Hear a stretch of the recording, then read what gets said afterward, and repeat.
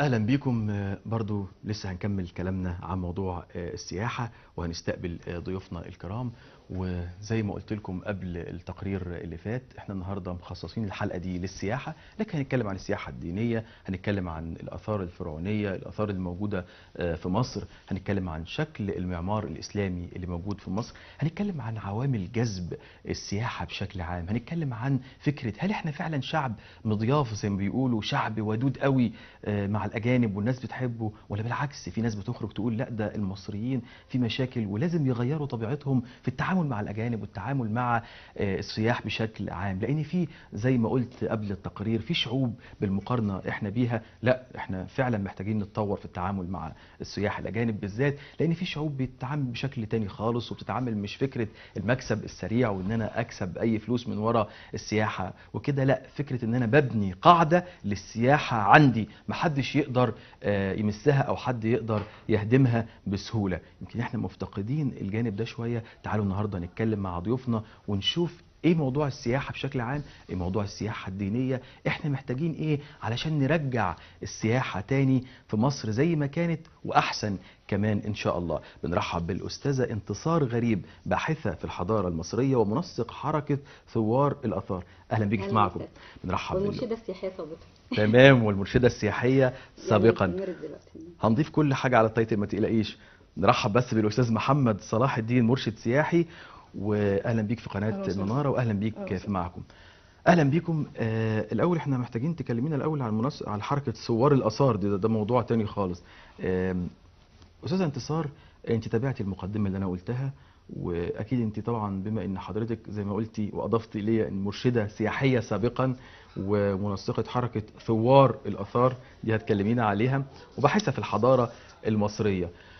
تايتل كبير قوي مش كده؟ لا مش تايتل، لا هي ممارسات على الارض. تمام، الممارسات دي كلها، لا اللي اقصده ان كويس قوي ان هو تايتل كبير علشان حضرتك هتفيدينا النهارده في مشاكل السياحه بشكل عام. احنا عايزين ننسى الجزء اللي هو اللي فات كام سنه اللي فات، واللي بيقول ان السياحه قلت، ومع العلم ان احنا كنا بدانا نستعيد عافيتنا شويه في 2012 وبدانا 20 30% من دخل السياحه يرجع تاني، لكن للاسف حصل دروب جامد جدا بعد كده، وحصل زياده تاني في السيزون اللي فات بتاع شهر واحد، ثم تراجعنا تاني. ما احنا شغالين دلوقتي مواسم. طيب تدينا فكرة الأول كده عن مشاكل السياحة في مصر. أول حاجة الأمن، لأن السائح بيقرأ على الويب سايت أو بتجيله أخبار إن البلد ديت بلد ما فيها قلق أو فيها إرهاب.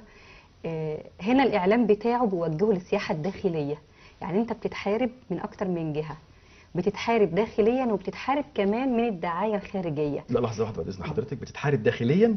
داخليا ازاي يعني الناس اللي هي عايزه توقف حال البلد وعايزه تضرب الاقتصاد القومي. السياحه بتلعب دور كبير جدا في اتيان بعمله صعبه من دول العالم عن طريق انواع كتير جدا من السياحه، اهمها كانت السياحه الثقافيه اللي هي معتمده على الاثار. تمام. عندي سياحة السفاري، عندي سياحة الغوص، عندي سياحة الطيور، السياحة العلمية، سياحة الصحارى، في سياحة اسمها سياحة الجذور موجودة دلوقتي في العالم. يعني مصر فيها سياحة الشواطئ، الاستجمام، السياحة الاستشفائية، يعني مصر فيها كل أنواع السياحات. في دول تانية بتنافسك. تمام. فالدول التانية لما بتلاقيك انت عندك مشاكل بتضخم في الدعاية، بحيث وفي دول تالتة بتحب تحتفظ بالسائح بتاعها جوه عشان يصرف داخل البلد. فانت هنا ما كنتش تبقى قد التحدي وتشتغل اعلام خارجي، اعلام سياحي مظبوط بكل لغات العالم وموجه، مصر بصراحه ما فيش اي رياكشن، ما فيش طيب اي تيجي كده بالراحه لحظه واحده بعد اذن حضرتك، تيجي ناخد بس الاول كده مراحل. احنا كنا وصلنا مثلا في 2010 كان نسبة الإشغال مثلا في الغردقة وشرم وأسوان والأقصر في الهاي سيزون بتاعهم مثلا كنا وصلنا لكام في المية؟ في 2010 هو كانت نسبة كبيرة جدا، ما اقدرش اقول كام في المية، لكن كانت نسبة الاشغالات يعني تقترب من 100% قبل. تقترب من 100% مش كده؟ حصل الدروب اللي حصل ده، وبطبيعة الحياة وبطبيعة التغيير في الشعوب بيحصل، ووصلنا لكده في 2011 2012 كنا بدأنا نقول يا رب يا مسهل، وصلنا ل 20 و30%. ممكن كان وصل 25% كمان في وصلنا كده الغردقة في الغردقه وفي شرم. مم. حصل بعد كده دروب رهيب جدا مم. بعد 30/6 او في السنه اللي فاتت يعني في طبعا 2013 طبعا دروب غير عادي طبعا. في السياحه المصريه، لدرجه ان احنا لغايه 2014 يمكن اللي مم. بدات شرم الشيخ، لان انا متابع شويه وشفت مم. يعني، بس اشتغلنا على مواسم، انت على عارف. راس سنه على كده، ثم مم. تراجع مخيف. انت عارف حضرتك من الكريسماس يعني من ديسمبر 25 ديسمبر لحد الايسترن او اللي هو العيد الفصح عندهم لحد مارس، ده كان بيبقى الهاي سيزون جامد. يعني كانت نسبة الاشغالات بتعدي 100%. لما كان بيجي حد يحجز بيقولوا له انت ويتنج ليست، يعني ان انت لسه هتستنى لما حد يعتذر او. وكان يعني يعني ضغط جامد جدا من دول العالم ان هي تيجي، ان احنا نبقى في الحال دوت صعب. صعب. انا محدش مصدق ان شرم الشيخ كانت وصلت لمرحله في شهر 2 و3 فاضيه. انا عايزه اقول لحضرتك ان في ناس باعت عفش بيتها من اللي شغالين في السياحه. شغالين في السياحه. انا طيب قبل ما نروح للاستاذ محمد صلاح، باعتبار ان هو كمان مرشد سياحي وهيقدر يقول لنا على طبيعه الحاله عامله ازاي في السياحه دلوقتي، بس هسال حضرتك سؤال برضو مهم. يقال ان السياح اللي بيجوا لشرم والغردقه، واللي احنا بنتكلم ان نسبه الاشغال بتوصل فوق ال 100%، مش لاقيين حجز وويتنج ليست كلهم، بيقال انهم بيجوا باسعار برضو رخيصه قوي، يعني بيجوا بكلام فاضي. يعني هل الكلام ده صح؟ هو في الفترات الاخيره صح. لا، بس وفي فترات القوه بتاعت السياحه بتاعتنا برضو ما كانش بيجوا باسعار يعني. ممكن مع اختلاف نوعيه السائح، مم. مع اختلاف كمان نوعيه العاملين في السياحه والشركات اللي كانت بتشتغل بتعتمد على البيع بقى والشراء والكوميشن يعني اللي لو قلنا بيتاخد مثلا السياحه الروسيه او الروس تحديدا كانوا بيجوا باسعار زهيده جدا، لدرجه ان الغرف كانت بتتاجر بكلام فاضي. هو في اشكاليه كمان ان بيبقى في تفرقه بين اسعار الجنسيات المختلفه. ما هو ده اللي بتكلم فيه. يعني مثلا بيعامل الروسي بسعر، يعامل الياباني بسعر العربي، مع ان احنا بنشجع السياحه البينيه بين الدول العربيه، لكن في مشكله في التاشيره وفي مشكله في تفاوت الاسعار دي. طيب انا مضطر بقى ان انا اروح للاستاذ محمد صلاح الدين، لان المنطقه دي اكيد برضو بتاعته. هرجع لحضرتك تاني. سمعت كل الاسئله وكل النقاش اللي دار مع الاستاذه انتصار. قبل ما اسال حضرتك اي سؤال جديد، ليك تعقيب على كل الاسئله اللي فاتت اكيد. طبعا هو الكلام اللي قالته الدكتوره من شويه ان المشكله الاساسيه اللي عندنا في السياحه دلوقتي هي سببها الرئيسي الامن والاعلام زي الدكتوره ما قالت. تمام. الامن ليه دور كبير جدا مفروض يكون عليه الفتره اللي جايه. موضوع المظاهرات الكتير، القلق، المشاكل، طب الامن والاعلام، معلش يا استاذ محمد انا ما هقطع كلام حضرتك، سامحني. لا اتفضل. الامن والاعلام تيجي نربطهم ببعض، هو الاعلام بيضخم المشكله؟ هقول لحضرتك حاجه. دلوقتي انا لو فضلت عامل سبوت على المشاكل اللي موجوده في البلد، تمام، انا بوصل رساله للدنيا كلها ان مصر الحاله فيها الامنيه مش كويسه بالمره. تمام. يعني في حاجه بعيده عن السياحه كده عايزين نقول يعني فضل. كوريا الشماليه في كاس العالم اللي فات فضلت خلت الشعب عندها مقتنع ان هم وصلوا للسيمي فاينل بتاع كاس العالم، هم خارجين من قبلها بكتير. كاس العالم 2010 قصدي؟ 2014. كوريا الجنوبيه. الشماليه. كوريا الشماليه. 2014. هم كوريا الشماليه. هم اقنعوا الشعب بتاعهم بكده. هم ما لعبوش كاس هم ما وصلوش اساسا. ما وصلوش كاس عالم، انا بقول كده. فده اللي بقول لك، ده دور الاعلام. انت قصدك في ان هو بيضخم الموضوع او بيخلي فيه سبوت ان هو خلاص انجز حاجه معينه. تمام. ان هم لازم احنا كاعلام هنا ان احنا ما نحطش بس قدام الناس كلها مشاكل، مظاهرات، قلق. لا، لازم نبين للدنيا كلها. ما هو بيعمل كده، ما هو بيعمل كده علشان زي ما قالت الدكتوره برضو داخليا هو عايز يقضي على افكار معينه داخليا. ده الاعلام وخاصه المحطات الخاصه، يعني زي ما قلنا راس المال السياسي بيلعب دور خطير في مصر بقاله كذا سنه، وبالتالي هو عايز يبين ان في جماعه معينه او ان في ناس معينه او ان في اتجاهات معينه. هو مش عارف ان هو لما بيعمل كده بيضرب مشاكل تانية ليها علاقة زي ما حضراتكم بتقولوا بالسياحة. انا بقضي هنا على السياحة، بعمل مشكلة، ببين صورة مصر سيئة جدا، بضخم المشكلة. يعني انتوا بتيجوا، يعني هم بيجوا للأسف بعض الإعلاميين بيقولوا او بيعيبوا على قناة معينة او قنوات ان انت ازاي بتقول ان في مظاهرات وانت بتنقل غير الحقيقة. طب اذا كانت حتى القنوات دي بتقول ان في مظاهرات او ان في مثلا بعض القلق، طب ده انتوا بتقولوا في جانب تاني ان في قلق اكبر بكتير قوي، وبنقول ان في حاجات وقنابل بتفرقع. طب انت كده ما بتراعيش فكره السياحه. تمام. دي زي ما قلت لحضرتك ان دي المشكله الاساسيه اللي مخليه الناس، خلت الدول بره تخاف تبعت، يبقى لازم الامن. نراعيها طبعا. الامن والاعلام طبعا. والاثنين مرتبطين ببعض، ان الاعلام بيسيء او بيشوه الحاله الامنيه في مصر. تمام. مش كده؟ عايز تقول طبعا كده؟ طبعا. وطبعا في مشكله برضو، يعني ان الامن برضو دلوقتي السياح لما بيجوا هنا وبيخشوا مزارات سياحيه مفيش الامن الكافي. مم. تمام. بيبقى في تعامل سيء جدا من بعض المصريين، اللي من الباعه اللي بيبيعوا الحاجات الاثريه للسياح. مم. تمام. يعني يكاد يكون بينصبوا عليهم، مم. طريقتهم وحشه جدا معاهم. طبعا مش الكل، طبعا احنا أكيد بنتكلم طبعا، مفيش أكيد، قاعده في الدنيا أكيد. اسمها الكل، في ناس أكيد، كتيره بس جدا إحنا شرفاء وعايزين بس يكسبوا احنا مكسب بنشوفها، حلال. ودي مشكله حقيقيه موجوده في الاماكن السياحيه اللي الرغبه مش اللي هي عارفة بالبلدي كده الفهلوه، يعني حب اللي الفهلوة. هو اتفضلي، عايز تقولي حاجه؟ هو السائد مع الفترات الركود مم. العناصر الغير جيدة هي اللي بتبقى بتظهر بتظهر على السطح. خاصة في الصعيد، في يعني في المعابد اللي موجودة في الصعيد، في كومومبو، في الأقصر، في أسوان. وكله دلوقتي في الصعيد بيحفر ويطلع اثار ويقول لك طبعاً. انا ده الصعيد كله شغال دلوقتي ما شاء الصعيد الله يعني. والدلتا وكله. مم. سيرة الآثار ده موضوع تاني مختلف. ما هو ليها علاقه يعني، هو ما هو اثار مع آثار- سياحه مع آثار بتتباع في المزادات في المزادات. العالمية.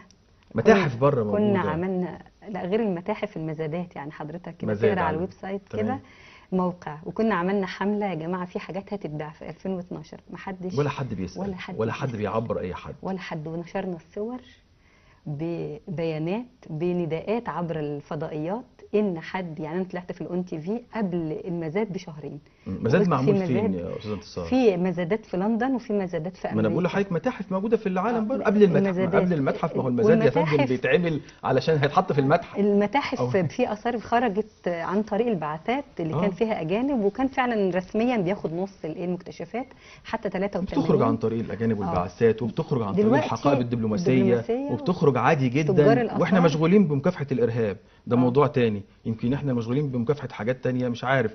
طيب طيب ده ارهاب برضه. ده اخطر طمس ده اخطر انواع الهويه، طمس الارهاب. الهويه اخطر من قتل النفس. اه ان هو بيخليك بلا طرح ذاكره. جميل طبعا، طرح عظيم طبعاً. جدا. امه بلا ذاكره، امه بلا تاريخ، بلا ذاكره، بلا تاريخ. انا تمام. مدرسه تمام. كمان الاعلام في كليه الاعلام، فكنا بناخد حاجه اسمها الاعلام السياسي كده، مم. حاجه اسمها العولمه. الناس ما عادتش بتجيب سيره الكلمه دي، ده ليه ما خلاص. اعرفش. ان الوسيله الاولى لعدم الذوبان في بحر العولمه هي التشبث بآداب التراث. مم. يعني شئت تراثك ام إيه؟ ابيت لازم تهتم بالاثار. الاثار بوابه المستقبل، رائع. وبالنادي ان الاثار دي تكون مشروع قومي للدوله. مم. الناس تقول لك ايه شويه الحجاره، لا دي مش حجاره. يعني هو مش موضوع حجاره ومش لا، موضوع ان هو خالص. تاريخ وسياحه، لا خالص، مش كده بس. خالص، لا ده ده هوية. ليه كمان غير الهويه، ملامحك. ليه ملامحك وانت مين، وان انت عشان صح. ما يبقاش مالكش شخصيه، هتبقى بلا شخصيه. شخصيه وعمق يعني الشخصيه شخصيه المصريه، الدوله نفسها. ان انت مم. تستعيد الجينات اللي داخل كل انسان، بدل مم. التحطيم والطاقه السلبيه. انا كنت بنزل التحرير اخاطب الجماهير البسيطه، مش النجوم والناس تمام. اللي كنت اقول لهم انتم تحملون الجينات الوراثيه لبناة الاهرام، وتستطيع انت ليك فضل على العالم. كنت اشاور كده وبسطاء الشخص البسيط جدا اللي يبقى واقف اقول له انت علمت العالم، انت اللي خليت امريكا دلوقتي متقدمه. لان لولا مصر ولولا اولى واعظم الحضارات ما كانت الدنيا. كانت الناس بتسقف للناس البسطاء يعجبهم الكلام. فلما ده يبقى مشروع قومي عن طريق يعني مش جهله التعليم، بسطاء دول. لا بيقولوا جهله ولا يرقوا المستوى لا لا الديمقراطيه. كان بيستوعب الكلام وكان فاهم يعني. جدا. عايزه اقول لحضرتك مش عايزه اقول الفاظ عشان ما تعتبرش سخريه. الناس بجلابيه وشباشب الناس اهالينا. يعني مصر شكل الانسان الحقيقية بعد دي. اذنك يا فندم، بس شكل الانسان او مظهره او كون ان هو بيبيع ايه او بيشتري ايه او شكله، مش دي قصته قد ما اهالينا قصته ملح الارض. الناس ملح دي الارض. الناس ديت اللي بتقف في الحروب في المقدمه، اللي ولادها ماتت شهداء، هم دول. وهم دول اللي هيرجعوا مصر تاني. فكنت اقول لهم انتم هتعملوا زي اللي بنى الهرم، لان انت جواك الجينات الوراثيه. انت عايز ايه؟ انت عايز بس يعني عايز بيئة، مناخ، عايز مناخ وعايز تشجيع، وعايز اللي يقول لك انت تستطيع. لان هو 24 ساعه بيسمع كلمه انت لا تستطيع. فاوصل ده لايه بقى؟ التعليم حضرتك، الاعلام.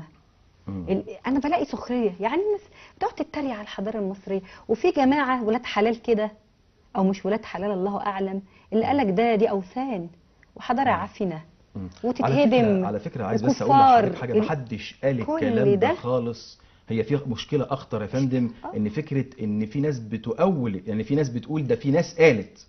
عشان بس حضرتك برضو تبقي في الصوره وحضرتك ان قصه اكبر، لان لا احد يعني لا يمكن حد، مش هنقول متعلم، حد معاه 6 ابتدائي متهيألي كفايه قوي على فكره ان هو يقول اوثان، محدش جرؤ يعني. لا والله في احد يعني الاشخاص، احنا بنتكلم اذا كنا بنتكلم على ان في شخص او ان في حد ليه علاقه يعني، قالوا ده دي لكن انا بتكلم حضرتك يعني انا بعد اذن حضرتك انا حضارة. بتكلم على فكره اتجاه، لا يوجد اتجاه صرح بهذا الكلام في مصر نهائي، لا يمكن اتجاه ممكن يكون شخص قال كده، ممكن يكون شخصين، لكن في اتجاه معين قال ان الحضاره مش المصريه شيء او كده. سيد، لا انا بتكلم على مستحيل. ان هناك، لان اللي يقول كده يبقى مش مصري، طبعا خلاص يبقى تجرد من هويته يعني. فئات منسلخه عن الشعب ومنسلخه عن المجتمع.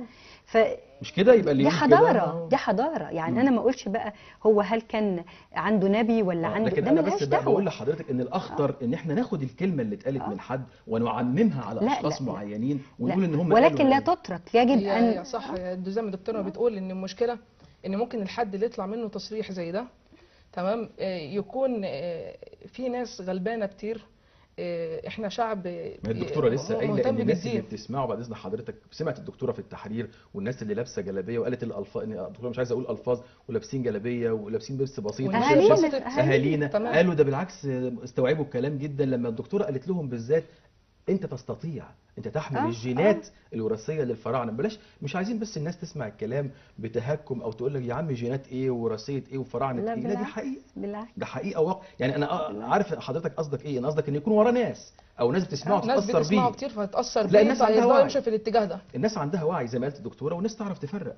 لكن احنا مشكلتنا ان احنا نرجع تاني للاعلام بقى، بناخد الكلمه بتاعت الشخص ده اللي قال كده، واذا كان شخص غير متحضر وغير واعي وغير مسؤول، ونضخمها ونقول يا جماعه الحقوا ده في اتجاه معين بيقول كده. لا هي كانت الكارثه ان ايه، عشان نحارب اتجاه معين. شخص طلع على الميديا او صرح وقال لك التماثيل تدهن شمع ولا تدهن. الانسان البسيط يقول لك ده وثن، ده كفر، ده لا.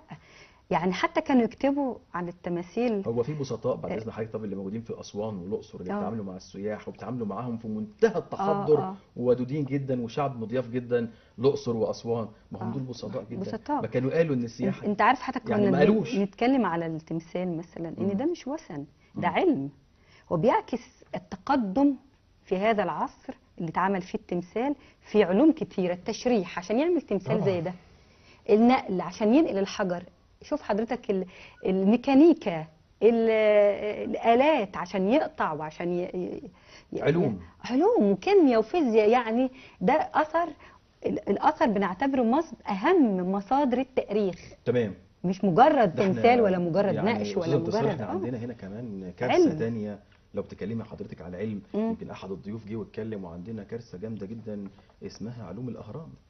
يعني دي لوحدها العالم كله عايز يجي هنا وعايز يشوف علوم الأهرام، واحنا نافضين ايدينا تماما. يعني احد الناس كانت بتتكلم هنا برضو عن الموضوع ده. للاسف احنا في حاجات كتيره جدا هاملينها. طب تيجي نتكلم على موضوع السياحه الدينيه. هقول لحضرتك السياحه الدينيه في مختلف انحاء العالم هام جدا، لان الناس ليها حته الدين ديت بتلعب دور كبير في كل الجنس البشري. في سياحه فعلا دينيه بتيجي مصر، يعني في رحله اسمها على خطى موسى، بتيجي من دول العالم بيمشوا المسار اللي بيعتقدوا ان سيدنا موسى كان فيه، وبيروحوا لحد سينا اللي هو طبعا اخلع عليك انك بالوادي المقدس طوى. فالمنطقه بالنسبه لهم منطقه مقدسه. تمام. منطقه العليقه، سانت كاترين، عندك رحله العائله المقدسه، وفي خريطه كده للعائله المقدسه. انا كنت اشتغلت فتره في منطقه الكنائس في مصر القديمه، فهتلاقي في الكنيسه المعلقه عاملين الخريطه. ليه احنا ما نستغلش حاجه زي كده؟ الاماكن تبقى في مشروع متقدم من 2001 كان لوزاره السياحه ساعتها ان هم يعملوا المشروع رحله العائله المقدسه في مصر.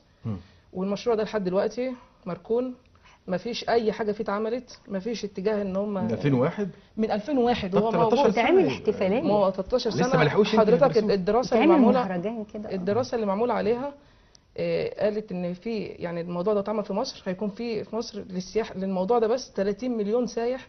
طيب هيجي مصر. ده حضرتك بتتكلمي في داخل قومي تاني. اكيد طبعا. يعني حتى ننسى بقى ال 17 مليار بتوع السياحه اللي كانوا بيخشوا لنا، لا هنخش لنا اضعاف. الاستاذ محمد بيتكلم في 30 مليون سايح، ما دخلناش الرقم ده في رحله يعني في مزار واحد او في عشان يتتبعوا فكره العائله، رحله العائله المقدسه على فكره واحده بس 30 مليون سائح كتير. يعني رقم يستحق ان احنا نبدا ندرسه. حتى ده انت ما درستوش، انت حضرتك بتقول من 2001 وهو عند الناس او عند المسؤولين. تمام. يعني هي الافكار على قارعه الطريق لمن يريد ان يخرج بمصر خارج الصندوق وخارج الحيز النمطي. يعني الموضوع مش عايز ساحر او مش عايز مبتكر، والموضوع صعب قوي. انت عارف حضرتك في فكره صغيره كده بسيطه احد الشباب قدمها له، السياحه الالكترونيه، ان انت يخش عن طريق شبكه الاتصالات الدوليه ويتجول مثلا في المتحف المصري يعني يبقى في مجسم كده كانه بيزور.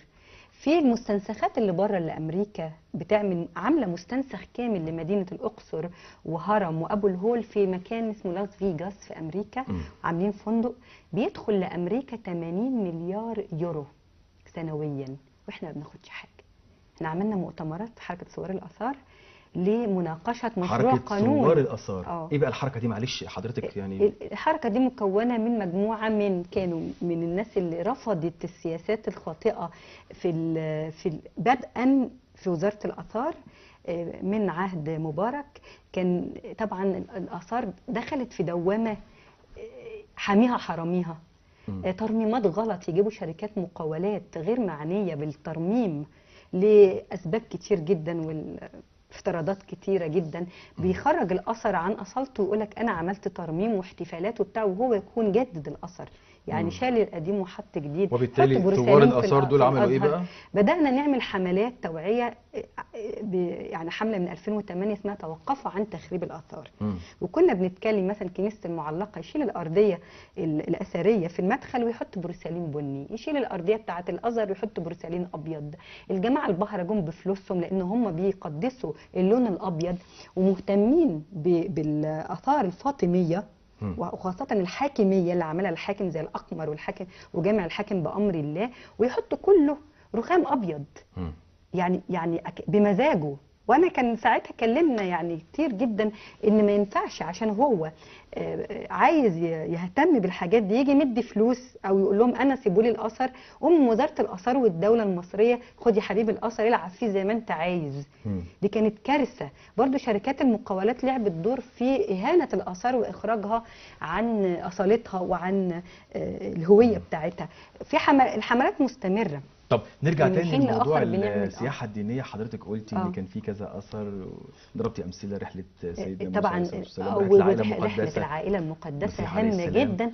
يعني هقول لحضرتك على حاجه، طبعا المسيح والسيده العذراء لهم مكانه كمان عند المصريين، غير المسيحيين، يعني عند المصريين بشكل عام. في اللي هي شجره مريم اللي في المطريه دي طبعا ده كنز. عايزه اقول لحضرتك على حاجه بره، يعني شوف انا ما كملتلكش، احنا عملنا مؤتمرات لمناقشه مشروع قانون لحفظ حقوق الملكيه الفكريه للاثار. هيدخل لك من المستنسخات. الصين بتدخل لك مستنسخات انت بتشتريها لعناصر الحضاره المصريه بملامح الشخصيه الصينيه. عامل كده تلاقي واحد ورالي ولاعه والملامح المصريه القديمه، ولكن الملامح الصيني بتاعته هو. طب ده تشويه وما بيدفعش يعني اي مفيش تشويه اكتر ده بيبيع لي، ده بيكسب من ورايا وكمان بيكسب مني. عايزه اقول لك ان بره لو عندهم شجره زي شجره السيده العذراء دي، شجره مريم، يكسبوا منها مليارات بالراحه كده. يعمل دعايه، يعمل سياحه لناس معينه، يعمل ما حول بقى الاثر، يحييه بخدمات بشغل بقى جذب معين. عايزه اقول لك لينين اللي هو القائد الشيوعي الشهير قعد اسبوع في بلد، اسبوع. البيت اللي كان قاعد فيه بقى مزار سياحي بيدخل فلوس للناس دي. مشكله جامده جدا. طيب العالم كله بيتجه كمان لانواع مش تقليديه في السياحه، وانا ذكرت في الاول بسرعه كده انواع الناس مش واخده بالها ان موجوده في مصر. مصر فيها كل انواع السياحه اللي في العالم. سياحه الجذور اللي لسه مستحدثه دي موجوده في مصر. يعني في ناس بتزور مثلا بلد، حضرتك ليك جد تركي، مم. تروح في بلد جدك مش عارفه اسمها ايه في تركيا، تروح واخد العيله بتاعتك، عيلتك عددها كام 30 واحد، يروحوا يزوروا مسقط راس الجد الاول لهذه العائله. في مصر في بقى شوف يونانيين وكان رومان، وانت مر عليك ناس وفرنساويين وبتاع. لو فعلت حاجه زي كده، عندك السياحه اللي هي مستحدثه برضو، سياحه الكهوف والسفاري والصحارى والكلام، عندك ده طب كله. قبل ما نرجع لانواع السياحه تانية هرجع لحضرتك، هروح للاستاذ محمد. انت شايف وضعنا فين في السياحه في مصر دلوقتي؟ احنا وضعنا متأخر جدا. مم. تمام. ومفروض يبقى في جهد مبذول عشان نبدأ ننشط السياحة تاني من أول وجديد. تمام. محتاجين كلنا نتكاتف للموضوع ده، مش حكومة بس اللي ولا دولة، احنا كلنا كمصريين المفروض نتكاتف مع بعض عشان نطلع من المحنة اللي احنا فيها دي، ان احنا بجد في محنة. العمالة في الفنادق في الأماكن السياحية تكاد تكون شبه فارغة. يعني الفنادق دلوقتي نص عشان المشكلة ان السياحة كمان بترجع لك كمان، يعني لما السياحة بتقع انت بتضر كمان، يعني بتزود نسبة البطالة الموجودة عندك في مصر. ليها علاقه بمشاكل تانية طبعا. مم. طبعا. فطول ما احنا ماشيين في الاتجاه ده، احنا مفروض نستعيد تاني نبقى رواد السياحة في العالم كله، ان احنا نستحق ده. زي الدكتورة ما قالت، احنا عندنا سياحة فرعونية وسياحة إسلامية وسياحة قبطية. تمام. عندنا كل حاجة ممكن نقدر نستغلها، نقدر نعلى بالبلد ونعلى بالسياحة تاني من أول وجديد. ان شاء الله. إن شاء الله. دكتوره انتصار او استاذه انتصار، شايفك سرحتي في حاجه. انا مش دكتوره، انا لسه ما ناقشتش ماجستير. لسه سرحتي في حاجه كده والاستاذ محمد بيتكلم. لان انا افتكرت الناس اللي شغاله في السياحه مم. هم بيقولوا 6 مليون، لا هم اكتر من كده. اكتر من 6 مليون. هقول لك ليه حضرتك. مم. يعني السياحه وتوابعها. يعني انا كنت في فتره من الفترات ضرب السياحه بعد الموضوع بتاع دير البحر لو تفتكر في 98. والله العظيم انا شفت الست اللي هي بتبيع الاكياس كادت تبكي، لان بتلف على المحلات والبازارات. 97 97 98 97 كانت اللي هي في الدير ده، خبطه الدير البحري دي، اغتيال السواح اللي كانوا هناك. 97. فالست اللي هي بتبيع الاكياس بيشتري منها اكياس عشان يحط يغلي في الحاجه اللي بيبيعها، ما كانتش لاقي حد يشتري منها. فعايزه اجسد لك مدى لكن تعافينا منها الضربه. الاخطار تعافينا منها بعد لكن كام سنه. عمالين بعدها حادث اوروبا، فندق اوروبا. بعدها مش عارف ايه، احنا عمالين نتضرب. زائد ان المسؤولين في البلد مركزين على السياحه الثقافيه فقط، اللي هي سياحه الاثار والسياحه الشاطئيه نوعا ما، وفي انواع السياحات التانية مش انت ضربتي امثله دلوقتي، قلتي سياحه الكهوف والسفاري والحاجات، والسياحه الاستشفائيه، انت العلاجيه، السياحه العلاجيه. طبعا. عندك في سفاجه، وقلنا السياحه الدينيه، احنا استعرضتي كذا مثال. انت عندك واحات وعندك شواطئ وعندك بحيرات وعندك بحرين وعندك كل ده، ويقول لك طب ما هم بييجوا، بس برضه في نسبه يعني تحس ان هو بيجي حتى قبل الضربه دي السياحه ما كانتش برضه، ما كانتش. برافو عليكي. انا ده اللي كنت عايز اسمعه منك. عندنا مشاكل في السياحه، ان سيبك من الاداره، عندنا مشكله اداره جامده في السياحه. في مشكله في الشعب المصري، يعني مش عايزين نقارن بشعوب تانية، لكن مثلا لو قلنا المغرب ولبنان، ايه اللي يخلي دلوقتي ان اي حد عايز يصور اي حاجه ليها علاقه بالشرق الاوسط او بفراعنه او بنوا هناك في المغرب كل حاجه، ليه يروحوا يصوروا في المغرب قبل الضربه دي وقبل الكلام ده؟ هقول لك المغرب بعد اذن يعني اكمل بس الطرح وحضرتك هسيبك تتكلمي. يعني احنا دايما بنتعامل مع السياح بفهلوه وبرغبه في المكسب السريع. بص على اللبنانيين والمغاربه والناس دي، ناس بتعرف تكسب، وفي نفس الوقت بتكسب اهم من الفلوس، بتكسب ثقه السائح نفسه انه بيجي تاني وتالت وعاشر. بص حضرتك، المغرب بتعمل حاجه ذكيه جدا، بتستعمل الدراما والسينما في الترويج للسياح، وتركيا عملت كده. مسلسلات التركي دي دخلت سواح كتير لتركيا، واحنا زمان كنا بنعمل كده. ما اعرفش الصناديق المغلقه والغرف المغلقه والاستديوهات المغلقه ويعملوا دراما ملهاش طعم ولا معنى. ما انت عندك ما تخرج وتعمل دعايه لسياحتك عبر الدراما، وتسهل كمان للناس اللي تيجي تصور. مش حكايه فهلوه، مفيش رقابه وتبقى عناصر بس طبيعتنا استاذه انتصار برضو كشعب بنتعامل، يعني مثلا الاهل الاسوان والاقصر يمكن اكتسبوا خبرات جامده جدا في التعامل مع السياح. يعني عندهم خبره، وبالتالي بيعرفوا امتى يتفاوضوا وامتى يكسبوا وامتى، لا، فعندهم السنس ده.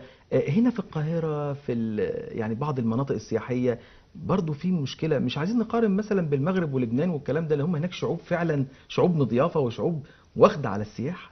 ما احنا هنا شعوب مضيافه برضه، بس هي عدم الرقابه بتخلي بعض الناس تبقى طماعه. يعني انا شفت بعيني في الاقصر، وكان يوميها الدكتور سمير فرج، وانا قلت له في ناس بتبيع للسواح يعني اضعاف شاف السايح بعينه باع للمصري بكام، وباع اللي هو ازازه الميه بكام. يبقى الرقابه والسيستم هيطلع برضو. يكتب يعني نفس على القصة السايت، برضو. وهيطلع يكتب اللي بيحصل في الهرم، ان هم يهجموا على السايح ويركبوه الجمل بالعافيه علشان يدفع. نكون في منتهى الصراحه كمان في تواطؤ مع شرطه السياحه، يعني العسكري في يبقى واقف مشاكل جامده. فانا بتكلم بمنتهى، بس اللي بيدفع الثمن احنا. عايزه اقول لحضرتك ان المشكله دي من ايام ما انا كنت في الارشاد من زمان، انا عامله ارشاد من 95. عايزه اقول لك ان السايح كان بيجي من الكيان الصهيوني مضروب. يعني ايه مضروب بقى بلغه الاستاذ محمد يبقى فاهم اللغه؟ ان يتقال له اوعى تشتري الميه دي، اوعى تشرب ميه من مصر، ميه ملوثه، البضايع مغشوشه. يجي من تركيا مضروب، وفي تركيا عنده البازار وعنده الحرير وعنده السجاد وعنده كل، يجي هنا ما يدفعش، ويبقى برده جاي بيعاملك بحذر. ليه؟ لانه جاي واخد. المأساة بقى انه يلاقي سواق التاكسي فعلا بينصب عليه كمان. زي ما اتقال له. طيب الكارثه ان بيجي استاذ محمد، بكتب رأيك صغيره إيه في مكتوب فيها الكلام ده. انا مع الدكتوره في كل اللي قالته. هي الموضوع بسيط جدا. انا دلوقتي قاعد في بيتي وجاي ضيف، المفروض انا عشان اقابل الضيف ده يكون شكلي كويس، معاملتي معاه كويسه، محضر له كل الحاجات اللي تعيشه مبسوط عندي في البيت. ده نفس الموضوع. احنا عشان السياحه تفوق من اللي هي فيه ده، لازم احنا نكون واخدين خطوات نقدر نخلي السايح الضيف اللي جاي لنا بلدنا ده يحس ان هو رقم واحد انه في بلده، زي الاستاذه ما قالت ان هو ما يتنسبش عليه. تمام؟ لان بيبيع لهم حاجات، يعني حاجات ممكن ازاز مثلا، ممكن يكونوا فاهمين ان هي ممكن تكاد تكون الماظ. تمام؟ الغش كتير، ففي مشاكل كتير لازم احنا نحافظ عليها عشان نقدر نرجع السياحه ثانيه ترجع لمستواها الطبيعي. استاذ محمد صلاح الدين، مرشد سياحي، شكرا ليك. اهلا وسهلا بكم. استاذ انتصار علي، خبير الاثار والسياحه ومنسق حركه ثوار الاثار، انصار غريب، منسق حركه ثوار الاثار وباحثه في الحضاره المصريه، شكرا لحضرتك، افدتينا كتير. والسياحه فعلا انواع كتيره جدا، السياحه الدينيه والعلاجيه وانواع السياحه كلها اللي احنا فعلا مقصرين فيها وعندنا مشاكل جامده جدا. وحضرتك لخصت الموضوع برضو وقلت ان غياب الرقابه، اكيد الرقابه والسيستم والكلام ده يعني مهم جدا في الموضوع. عايز اضيفي حاجه؟ انا عايزه اقول لك ان السياحه بس خلال 30 ثانيه بيرتبط بيها صناعات كثيره. المناديل الورق اللي بتتعمل، والمياه المعدنيه، والمفارش، واللي مرتبطه بالفنادق، في حاجات، وفي ما لا يقل عن 15 مليون في مصر بيعيشوا من رقم الورق. مخيف، رقم مرعب. شكرا.